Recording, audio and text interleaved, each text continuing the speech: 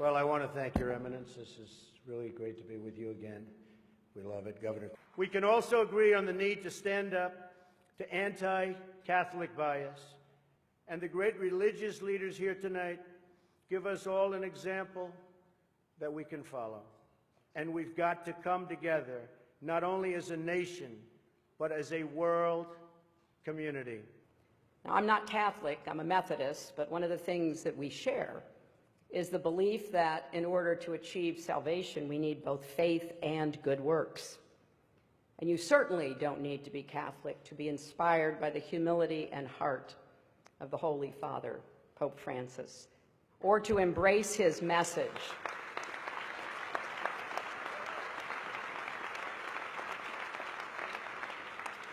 His message about rejecting a mindset of hostility, his calls to reduce inequality, his warnings about climate change, his appeal that we build bridges, not walls. Now, as you may know, my running mate, Tim, is Catholic and went to Jesuit schools, and one of the things he and I have talked about is this idea from the Jesuits of the Magis, the more, the better. Well, we need to get better at finding ways to disagree on matters of policy while agreeing on questions of decency and civility. How we talk to each other, treat each other, respect each other. Can you see what is happening, friends? The papal beast of Revelation 13 is in the ascendancy. The image of the papal beast is almost completely formed in America. The final events of prophecy are upon us, and yet the churches are silent. The churches are silent.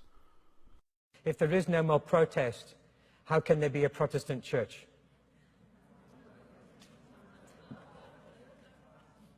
Maybe now we're all Catholics again. The protest is over. The protest is over. Revelation 13 tells us that America would form an image of the papacy in the US. That image would be a uniting of church and state, with the Catholic Church and fallen Protestant churches uniting to take control of government and dictate the consciences of the people.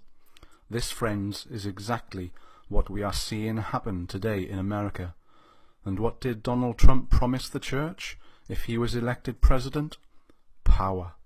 And I understand why, because the country is in a state, our country is not great either. The world is changing very fast, and so along comes someone and says, let's make our country great again. I can understand why people would buy that so easily. It plays on a place in people that is getting desperate.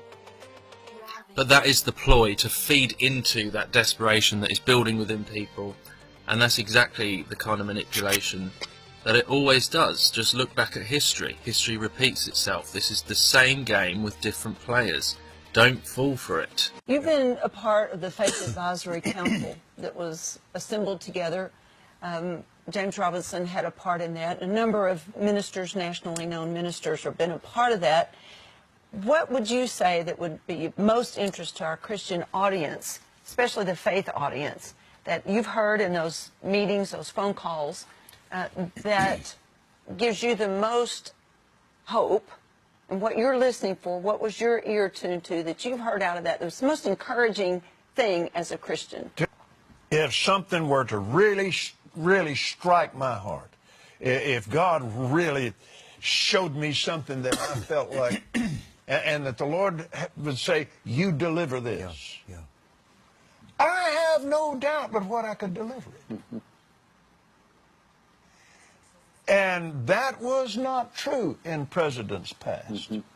I am totally convinced that if the Lord were to say something to me, if the Lord were to say something to David, or if the Lord were to say something to Bishop that the president needs to hear, I have no doubt that we could do it and do it quickly. Yes, sir.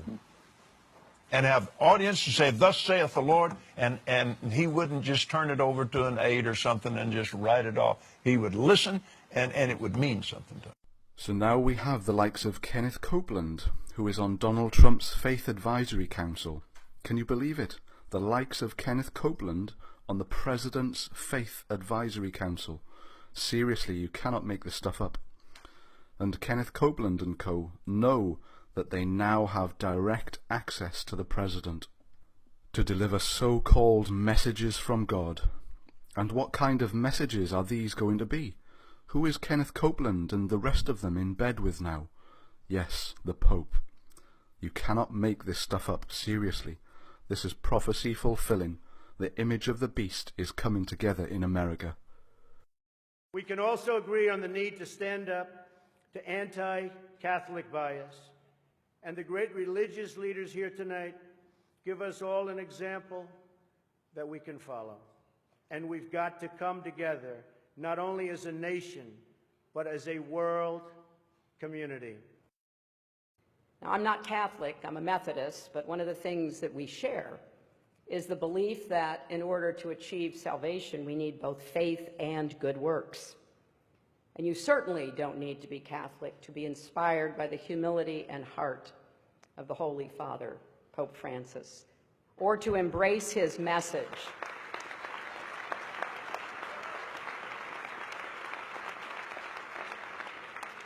His message about rejecting a mindset of hostility, his calls to reduce inequality, his warnings about climate change, his appeal that we build bridges, not walls. God has warned us in Revelation that any unity with Babylon and the beast system will see us lost and cast into the lake of fire. So this is a message of love, not hate. Yet the world rejects the truth that is found in Jesus Christ, and we are told to unite with Babylon and the world for the sake of peace and safety. And this is Satan's plan, to unite the world against God's truth. The churches and world leaders preach a unity without truth and apart from the Word of God. In the scriptures that we Jews and Christians and Muslims cherish, in the scriptures that we Jews and Christians and Muslims cherish. And what mindset has been created today? The leaders of both civil and religious powers have created this mindset in the world through the terrorism that they actually created themselves, that if you share God's truth and speak against the papal beast of Rome, or the fallen churches, or the state, then you are a terrorist. Can you see what's happening? We can also agree on the need to stand up to anti-Catholic bias. Well, I guess I'm in trouble then. The churches are wandering after the papal beast. The world is wandering after the papal beast, just as Revelation 13 foretold. Just look at the attendance of this yearly ecumenical meeting with the Pope. The Anglican Church, the World Baptist Church, the Eastern Orthodox Church, the Seventh-day Adventist Church, the World Lutheran Church, Pentecostals, the Salvation Army, the World Evangelical Churches, the World Methodist Church. They are all taking part in this ecumenical movement and returning back to their mother, Babylon. And anyone who rises up against this unholy union, declaring the truth of God, will be persecuted. Persecution is coming. Persecution is coming, and yet the majority of God's professed remnant sleep and have not the Spirit of Christ to be able to stand in the time of trouble that is soon to break upon this world. Wake up, people. Please, wake up.